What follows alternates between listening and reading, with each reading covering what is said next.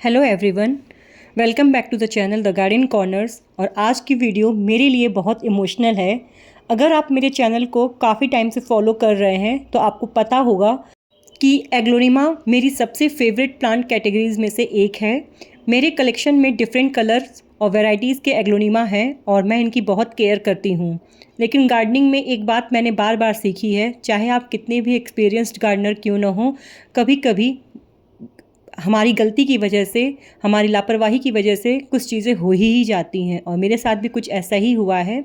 एक छोटी सी सिचुएशन ने मेरी ऑलमोस्ट जो एग्लोनिमा का कलेक्शन था वो ख़राब कर दिया। और इस वीडियो में हम आप सभी से वो शेयर करना चाहते हैं कि आखिर क्या हुआ और ऐसा क्या हुआ या मैंने ऐसी कौन सी लापरवाही की जिसकी वजह से मेरे सारे कलेक्शन एकदम ख़राब हो गए।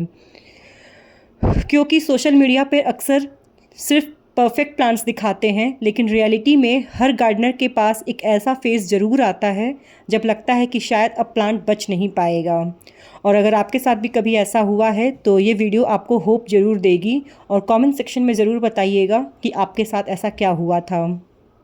हाल ही में बालकनी में कुछ पार्ट के रेनोवेशन के लिए मैंने अपने जो प्लांट्स सारे थे उनको बाहर शिफ्ट किया था और जिसकी वजह से मुझे बालकनी पूरी खाली करनी पड़ गई थी। तो प्रॉब्लम ये थी कि बालकनी में मेरे मैक्सिमम एग्लोनिमा रखे हुए थे और वर्टिकल गार्डन पे सारे हैंगिंग बास्केट रखे हुए थे।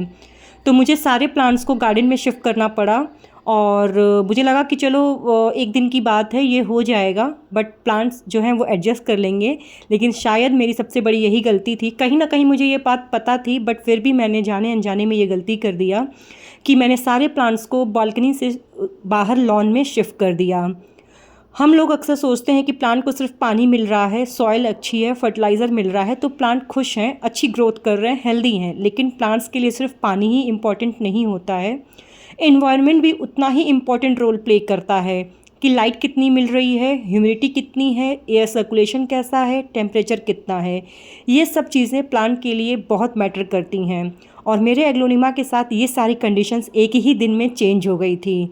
तो बेसिकली हुआ क्या है मेरे प्लांट के साथ, वो ये हुआ है कि मेरे प्लांट्स को इन्वायरमेंटल शॉक लगा है। जैसा कि आपको पता है कि मेरे सारे प्लांट्स बालकनी में रखे हुए थे और जो लॉन का पोर्शन एरिया है वहाँ पे डायरेक्ट लाइट आती है या तेज़ ब्राइट लाइट आती है जहाँ पे मेरे बाकी फिलोडेंड्रॉन के कलेक्शन रखे हुए हैं। तो बालकनी में फ़िल्टर्ड लाइट आती है जिसकी वजह से एग्लोनिमा अच्छा ग्रो कर रहा था। तो मैंने जब प्लांट्स को बालकनी से निकाल कर लॉन में शिफ्ट किया, जिसकी वजह से प्लांट को शॉक लगा। पहली चीज़ तो लोकेशन शॉक लगा, क्योंकि ये प्लांट जो एग्लोनिमा है वो मेरा काफ़ी टाइम से सेम लोकेशन पे, सेम जगह पे, सेम स्टैंड पे रखा हुआ था, तो ये हेल्दी ग्रो कर रहा था। लेकिन जैसे ही मैंने इसकी जगह को चेंज करके इससे ज़्यादा लाइट वाली जगह पे शिफ्ट कर दिया, जहाँ पे इसको लाइट बहुत ज़्यादा मिल रही थी, वहाँ पे रखने से इस प्लांट को शॉक लगा है। मेरे सारे एग्लोनिमा को और जितने भी हैंगिंग कलेक्शन थे उनको शॉक लगा है। और हाँ, यहाँ एक इम्पॉर्टेंट बात बताना चाहते हैं कि बहुत लोग सोचते हैं कि इन्वायरमेंटल शॉक सिर्फ रिपोर्टिंग के बाद होता है, लेकिन ऐसा बिल्कुल भी नहीं है।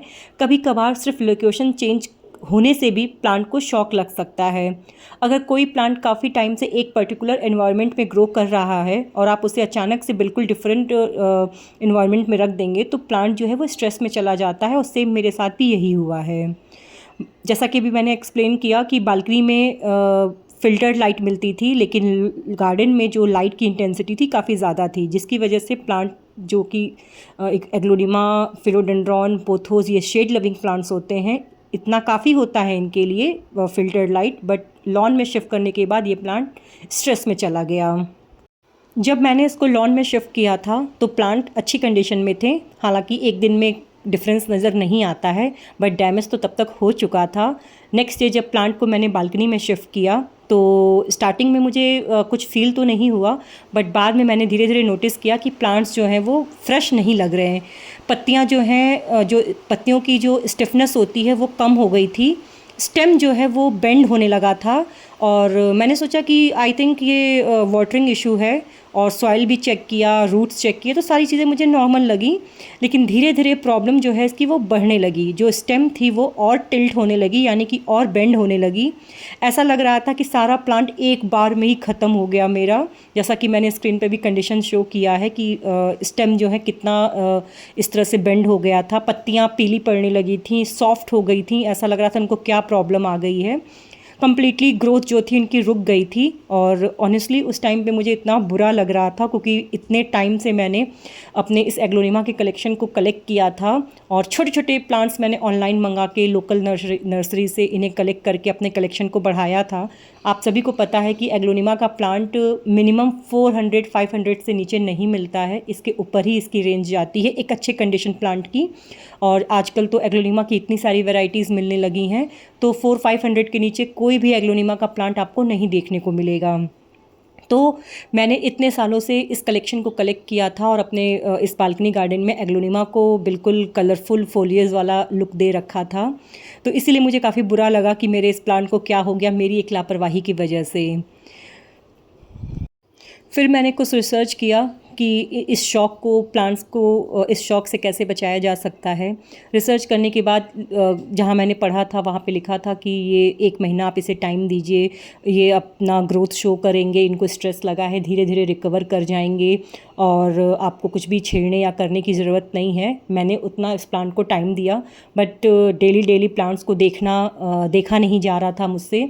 तो फिर मैंने एक दिन क्या किया कि मैंने कहा कि ये प्लांट पूरी तरीके से डैमेज हो, बेहतर है कि इसकी प्रोपोगेशन कर लेते हैं।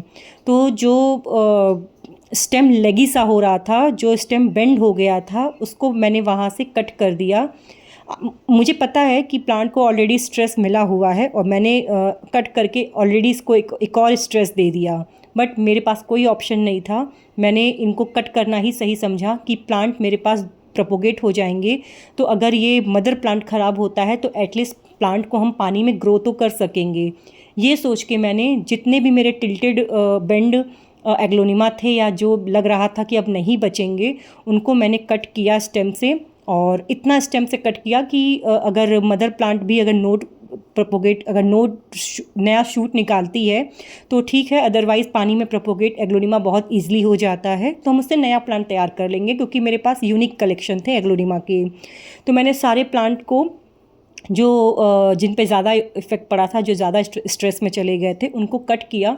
कट करने के बाद मैंने पानी में प्रोपोगेट किया, और पानी में प्रोपोगेट करने के बाद मदर प्लांट को एक तरफ साइड रखा ब्राइट रोशनी में, और पानी में जो प्रोपोगेटेड प्लांट थे उनको शेल्फ पे शिफ्ट किया। अच्छा, यहाँ एक बात और कहना चाहेंगे कि मुझे बुरा लगा था कि मेरे प्लांट कलेक्शन ख़राब हुए हैं, बट मैंने पैनिक नहीं क्रिएट किया। मैंने प्लांट्स में ना कोई फर्टिलाइज़र डाला, ना प्लांट की रिपोर्टिंग की, ना मैंने ऐसा कोई सोल्यूशन यूज़ किया या कोई ऐसी मेडिसिन यूज़ नहीं किया, क्योंकि प्लांट ऑलरेडी स्ट्रेस में था और मुझे उसको स्ट्रेस नहीं देना था। मैंने प्रोपोगेशन का जो डिसीजन लिया वो प्लांट को ऑब्ज़र्व करने के बाद लिया। काफ़ी समय के बाद मैंने ये प्रोपोगेशन का तरीका अपनाया। मैंने सबसे पहले प्लांट को बालकनी में शिफ्ट कर दिया था, उसे सेटल होने दिया, वाटरिंग का भी बहुत ध्यान रखा, उसके बाद मैंने ये प्रोपोगेशन स्टार्ट किया। गार्डनिंग का सबसे डिफ़िकल्ट पार्ट होता है वेटिंग, और उसके बाद से, और जैसा कि आपको पता है कि वाटर प्रोपोगेशन में भी पेशेंस चाहिए। रोज़ रूट्स नहीं बनती हैं, नई पत्तियां डेली नहीं आती हैं, और ऑनेस्टली कई बार मुझे लगा था कि शायद ये एक्सपेरिमेंट भी फेल हो जाएगा, बट मैंने फिर भी पेशेंस रखा और पानी को रेगुलरली बेसिस पे चेंज किया। कटिंग्स को जैसे कि मैंने बताया शेल्फ पे शिफ्ट किया था, और बस इंतज़ार किया मैंने, और फिर फाइनली वो दिन आ गया जब मैंने स्टेम से वो नोट्स, वो ग्रीन पॉइंट निकलता हुआ देखा। मैंने सबसे पहले मैंने तो जो मदर प्लांट था उसमें मैंने चेक किया एक दिन ऐसे ही गार्डन की सफाई करते वक्त, तो मैंने देखा कि कुछ कटिंग से न्यू नोट्स निकलना स्टार्ट हो गए हैं। हालांकि सारे सक्सेसफुल नहीं हुए थे, बट कुछ कटिंग से कुछ नोट्स निकलने स्टार्ट हो गए थे। और जो मैंने वाटर प्रोपोगेशन किया था उसमें क्या था कि उसमें छोटी छोटी रूट्स विजिबल होना स्टार्ट हो गई थी। तो जो वाटर प्रोपोगेटेड प्लांट थे वो तो मोस्टली सक्सेसफुल हो गए थे, और जो सॉइल में लगा हुआ मदर प्लांट ऑलरेडी था जिसको मैंने कट किया था, उसमें क्या था कि उसमें कुछ में कटिंग्स आई थी, यानी कि शूट्स आए थे, और कुछ में अभी स्ट्रगल जारी है। अभी कुछ भी नया ग्रोथ देखने को नहीं मिल रहा है, लेकिन मेरे लिए इतना भी वर्थ था कि मेरा चलो कलेक्शन जो है वो फिर से रीजनरेट हो जाएगा और मेरे सारे प्लांट फिर से वापस आ जाएंगे। इस एक्सपीरियंस ने तो मुझे बहुत कुछ सिखा दिया। कभी भी शेड लविंग प्लांट्स को अचानक ब्राइट एरिया में शिफ्ट नहीं करना चाहिए। लोकेशन चेंज भी प्लांट्स के लिए बहुत बड़ा स्ट्रेस हो सकता है। हर पीली पत्ती का मतलब फंगल इन्फेक्शन नहीं होता है, और हर प्रॉब्लम में फर्टिलाइज़र देना सलूशन नहीं होता है। और सबसे इम्पॉर्टेंट बात कि patience is the best fertiliser for a stressed plant. कभी कभी प्लांट्स को रिकवर होने में हफ्तों नहीं महीनों लग जाते हैं, और इसमें पेशेंस काफ़ी इंपॉर्टेंट रोल प्ले करता है। तो अभी भी मेरी सारे एग्लोनिमा रिकवर नहीं हुए हैं, कुछ प्लांट्स अभी भी स्ट्रगल कर रहे हैं। कुछ स्टेम में न्यू शूट्स आ गए हैं, वाटर प्रोपोगेटेड प्लांट में कटिंग्स जो थी वो रूट्स डेवलप हो गई हैं। तो एक बार प्रॉपर रूटिंग होने के बाद हम आप सभी से इसकी रिपोर्टिंग ज़रूर शेयर करेंगे। आप सभी से हम सक्सेस भी दिखाए हैं और फेलियर भी दिखाया है मैंने, क्योंकि मुझे लगता है कि इसी तरह हम सब एक दूसरे से सीखते हैं। तो ये थी मेरे एग्लोनिमा की स्टोरी, जो मेरे प्लांट के साथ, मेरे कलेक्शन के साथ हुआ है मेरी लापरवाही की वजह से। तो मैंने अपना एक्सपीरियंस आप सभी से शेयर किया है। अगर आपके किसी एग्लोनिमा या किसी इंडोर प्लांट के साथ भी कभी इस तरह का शौक लगा है तो कमेंट सेक्शन में ज़रूर बताइएगा।